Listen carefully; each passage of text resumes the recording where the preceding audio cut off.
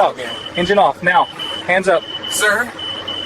Please! He's dying! I need to get him to the inside. hospital! I don't care who's inside. Step out. Move it. Look at the monitor! He's flatlining! You can see it! I can't just I stop! said step out, or I'll drag you myself. He's a judge. He just died while you're doing this. The siren was still wailing when the cuff clicked into place. Red lights washed over the rain-soaked road as the ambulance sat running. Doors locked, it stood motionless on the edge of a Georgia highway. Inside, a judge's heartbeat weakened with every passing second. Outside, an officer made a decision that would echo through courtrooms, careers, and a $45 million aftermath. This is not just a story about one arrest. It's about how rules, bias, and ego crash together, sometimes with deadly results beneath flashing lights. It's about how authority is used in small, quiet moments, how one choice can move faster than the law itself. Stay with this account. Listen carefully to what unfolds between noise and silence, where responsibility is tested and the truth leaves a trail of records. A low fog clung to the pavement, a pale layer that blurred the edges of everything it touched. Pine trees along the roadside faded in and out like shapes from a half-forgotten dream. At 5:42 a.m., the highway near Monroe was nearly empty, just the constant hiss of tires, the soft glow of dashboards, and the ambulance cutting through it, all with a siren that demanded attention. The driver kept both hands steady on the wheel. His name tag caught flashes of red and blue from the light bar, letters pulsing like a heartbeat. 10 years in the field had trained his body for calm accuracy. He knew the law by heart, Georgia Code Section 46.6, emergency vehicles allowed to exceed speed limits during medical emergencies. Lights on, siren active, care taken for safety. Every part of this call followed protocol, dispatch recorded, route approved, hospital alerted. The patient in back was critical. The judge drifted in and out of consciousness, breathing shallow, skin slick. When his eyes opened, they scanned the ceiling as if searching for a familiar line, a sentence he once knew how to finish. The heart monitor spoke in beeps and pauses, each one reminding them that time was no longer an idea but a countdown. That night time could be measured, heard slipping away. The first flash of red and blue appeared in the side mirror like an error. The driver saw it instantly. His jaw tightened, not from fear but from quick judgment. He edged slightly right, holding his speed, expecting the cruiser to move past. It didn't. The lights stayed locked on the rear doors. The siren's tone stayed the same, but its meaning shifted. Confusion filled the cab like a sudden chill. He grabbed the radio. Dispatch confirmed State Patrol attempting a stop on active emergency transport. Static answered, overlapping voices. Another unit checking in. A supervisor asking for location. Too many signals at once. He slowed mile by mile, each drop in speed feeling like a surrender he wasn't authorized to make. At last, he steered the ambulance onto the shoulder, hazard lights blinking beneath the strobe.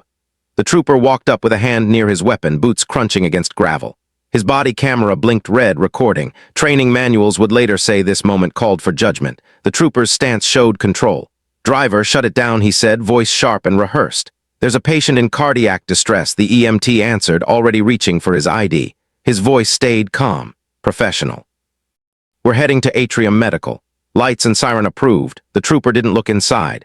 He checked the badge, then the driver's face, then the ambulance itself as if it were an object, not a duty. "You were going 85. Under emergency exemption," the EMT said. "Stat 46.6. Step out of the vehicle." Inside the ambulance, the judge shifted. His fingers moved, searching for something real. The monitor skipped, corrected, then skipped again.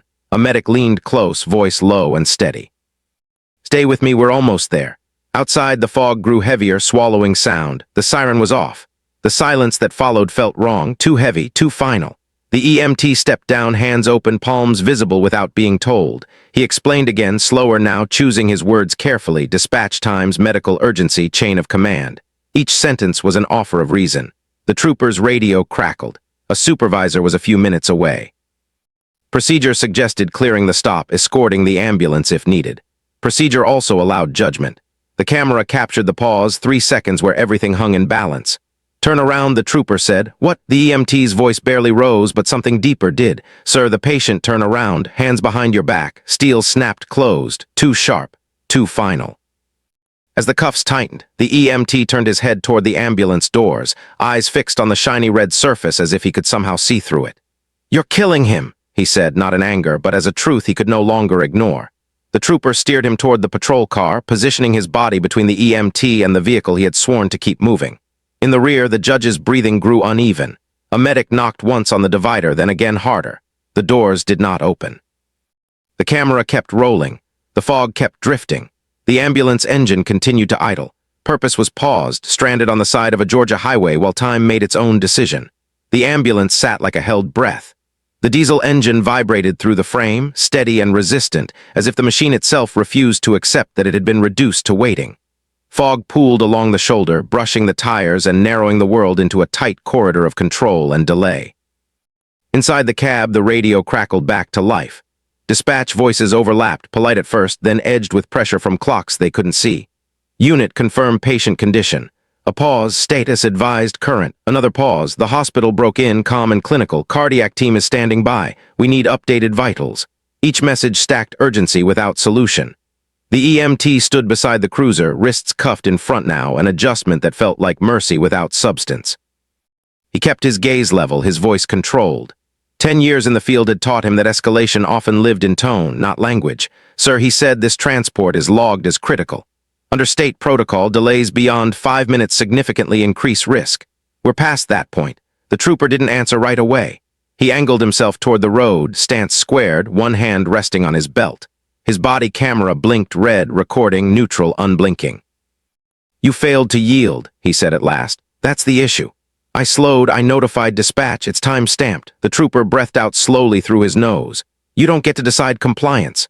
There it was, not yelled, not harsh, just delivered. A boundary drawn with a sentence. In the back, the judge's breathing became thinner. The medic watched his chest, counting silently, the cardiac monitor tracing a rhythm that had begun to hesitate. Like a runner unsure of the next stride, she adjusted the oxygen, checked the leads, rechecked blood pressure. The numbers dropped anyway. She lifted the radio, paused, then pressed it. We're observing hypotension, she said, choosing words that left no room for doubt. Patient is deteriorating externally. The message drifted into the fog and didn't return. A supervisor had been called. The estimated arrival time changed twice, traffic, distance, protocol. Each update sounded reasonable alone. Together, they formed a barrier. The EMT tried again, this time leaning on chain of command instead of statute. Sir, if there's concern, escort us. I'll take responsibility later. That's standard practice. The trooper turned and met his eyes. The camera captured it clearly. 2 men standing inches apart, one restrained by cuffs, the other by certainty. Standard doesn't override safety, he said. And right now, you're not in charge. The EMT swallowed and nodded once, not agreement, but recognition. The argument had shifted somewhere facts couldn't follow. Inside the ambulance, the medic leaned close to the judge's face. Sir, squeeze my hand. His fingers moved slightly, then went still. His eyes opened briefly, unfocused, as if searching for a bench, a podium, a place where words once held weight. He tried to speak. Nothing came. The monitor began to beep faster, uneven. She keyed the radio again, louder now. We have a cardiac event. Request immediate clearance. The trooper's radio crackled. The supervisor's voice was closer now, firmer. What's the status? There was a pause before the reply. The kind of pause later measured in depositions. The trooper looked toward the ambulance, then back at the EMT, then down at the cuffs. Authority recalibrated, not by facts, but by distance. Patient is crashing, he said into the radio. Stand by. Stand by. The words landed inside the ambulance like weight. The medic tore open the defibrillator pads, hands moving from training, not optimism. She called out times anyway. She always did. Compress, count, breathe. The judge's body responded mechanically without commitment. The monitor flattened, spiked, then flattened again. Outside, the EMT felt the cuffs loosen. Metal clicked open. The trooper stepped back, creating space that felt sudden and insufficient. Get back in, he said. The EMT didn't run out of anger. He ran because seconds had become physical, something pressing against his ribs. He dove into the driver's seat as the siren burst back to life mid-motion, louder than before. Harsh red and blue ripped through the fog again, carving a corridor that felt ceremonial in its delay. They merged back onto the highway with an escort now. The cruiser led, lights blazing. Dispatch logged the resumed movement. A clean digital record followed. Stop time, restart time, distance covered, neat, impersonal. Inside, compressions continued. The medic counted out loud, voice calm, eyes locked in place. The judge's face had turned ashen, his features settling into something quieter than sleep. The siren screamed, but it no longer promised arrival. It signaled urgency without hope. They reached the hospital faster than expected. The bay doors burst open. Fluorescent light flattened everything it touched. Hands replaced hands. A doctor glanced at the monitor, then at the medic's face. How long was the delay? She answered truthfully. Now the numbers mattered. The siren shut off the way it always did, suddenly, without ceremony. The silence that followed wasn't empty. It was crowded with things that could not be undone. Outside, the trooper parked and switched off his lights. He stood still for a moment, listening to the sudden normalcy of morning, passing traffic, distant birds, the world continuing without permission. His camera was still recording. Inside, the EMT leaned against a wall, sweat cooling on his skin, eyes fixed on a closed curtain. He knew the sound that would follow. He had heard it before. The absence of a monitor, the absence of movement. When the doctor stepped out and shook his head, it didn't feel like shock. It felt like confirmation. Later, reports would call it a delay, logs would list minutes, policy would debate limits. But in the quiet between sirens, authority had spoken louder than facts, and time had listened. The siren had returned, but it would never sound the same again. The ER bay swallowed sound. Fluorescent lights pressed everything flat beneath them, faces, uniforms, urgency, until the world felt drained of depth. The ambulance doors swung wide, and the judge was wheeled out, his chest rising only because hands forced it to. The medic kept counting softly, even as hospital staff took over, even as she knew the rhythm no longer matched anything inside him. Clear. The defibrillator fired. The body jerked, then stilled. The monitor answered with a thin, unforgiving line. A physician stepped forward, eyes not on the screen but on the patient's face. He checked pupils, listened, then looked at the clock mounted high on the wall, the one everyone trusted because it never blinked. Time of death, he said.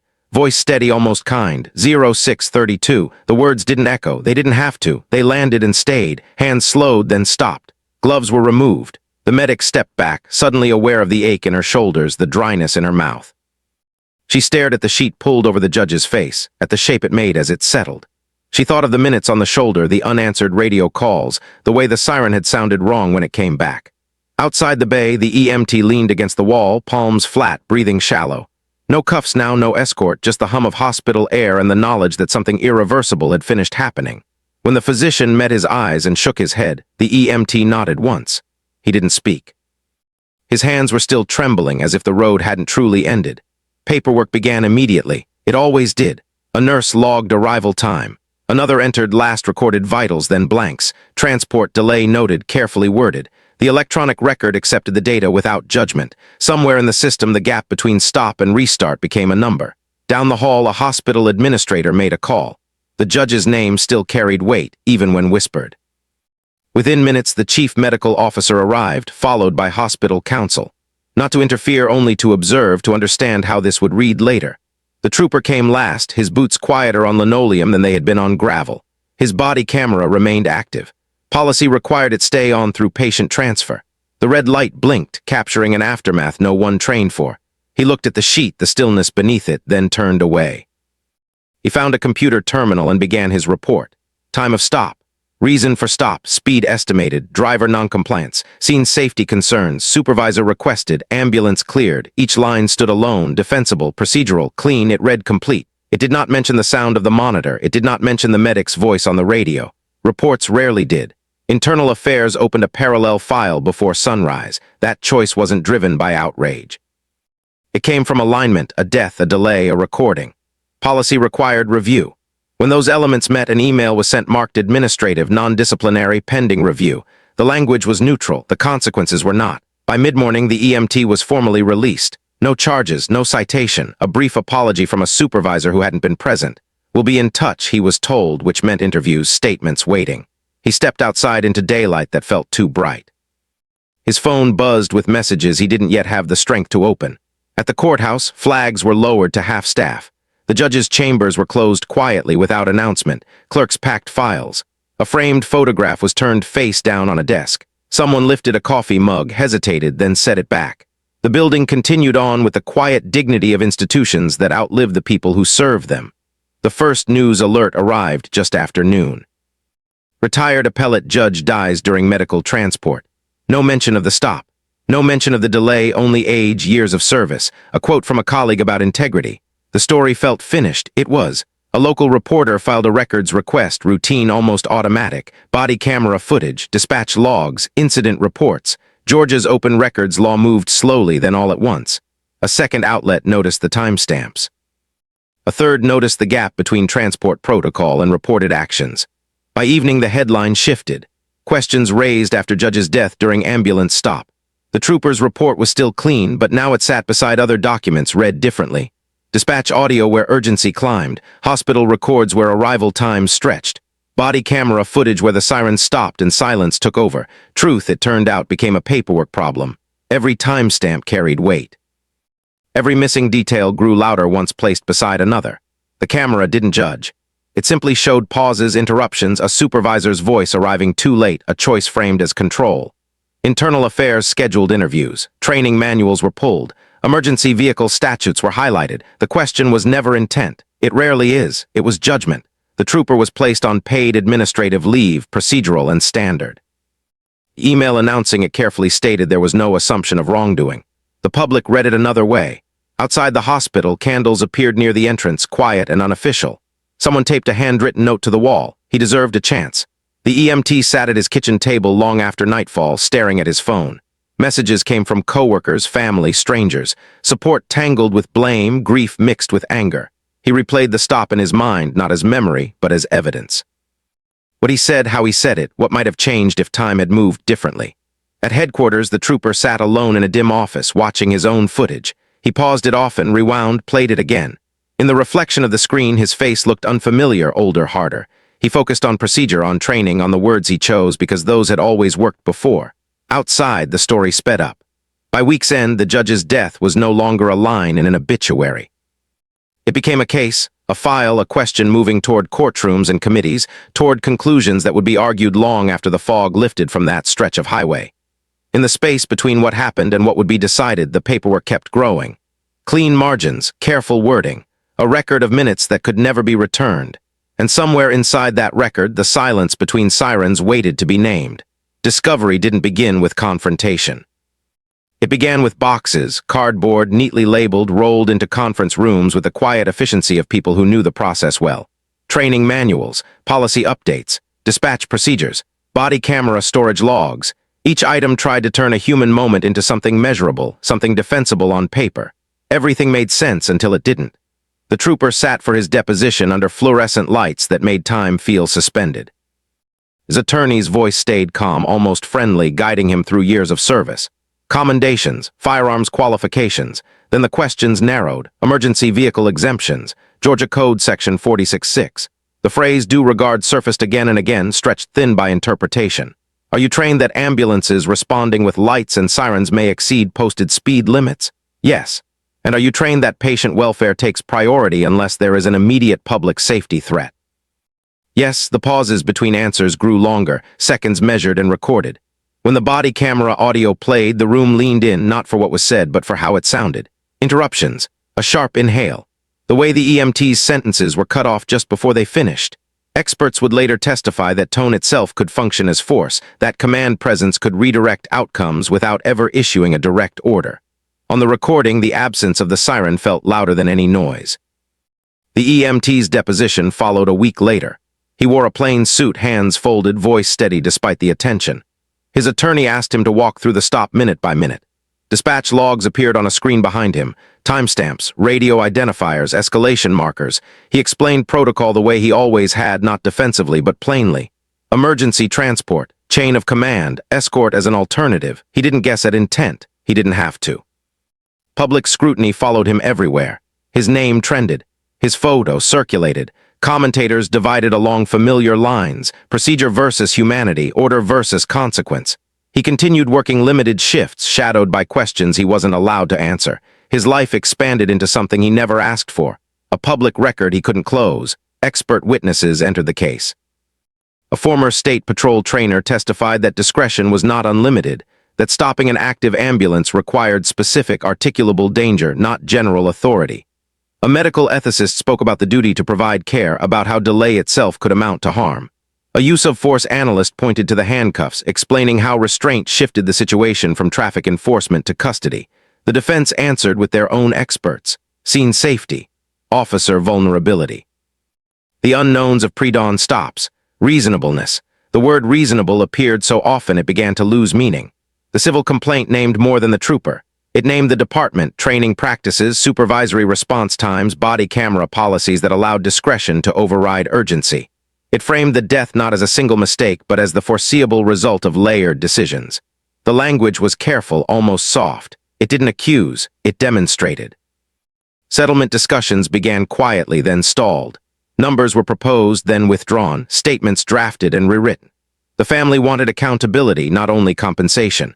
The state wanted closure without precedent. The evidence, however, refused to bend. Dispatch audio, body camera footage, hospital records. Together they formed a line that explanation could not smooth away. Internal reviews widened. A memo circulated. Training refreshers were planned, then delayed, then placed back on the calendar. Departments began asking difficult questions of themselves, not publicly yet, but in closed rooms where policy was written and revised. The troopers' career narrowed to seconds. Every review circled the same slice of time, the pause before the cuffs, the moment after the medic's call, the wait for a supervisor. Years of service collapsed into decisions that fit on a timeline shorter than a commercial break. He was offered early retirement, turned it down, then offered again. At night, he replayed the audio without the video, listening only to voices, especially his own. In the moment, control had felt like safety until it didn't. The EMT stopped watching the coverage. He didn't need to. He felt its weight in sideways looks at the grocery store and the careful tone coworkers used around him. He focused on the work, on patience, on moving when sirens called him forward. Months passed. The case settled into itself. Then quietly the mood shifted. Negotiations restarted with seriousness. Policy changes were tied to numbers. Emergency stop procedures were rewritten. Mandatory supervisory overrides were drafted. Bias and discretion training expanded beyond slides into scenario work that felt uncomfortably familiar. Body camera compliance tightened, not as improvement, but as enforcement. The system, slow and defensive by nature, began examining itself. In a final mediation session, the evidence played again, unedited this time. No arguments layered over it, just order, cause, and result. When it ended, no one spoke for a long moment. Outside, reporters waited. Inside, signatures followed. The settlement wasn't announced that day. Neither were the reforms. Those would arrive together, packaged as progress. But in that room, beneath lights that never dimmed, the case stopped being about fault.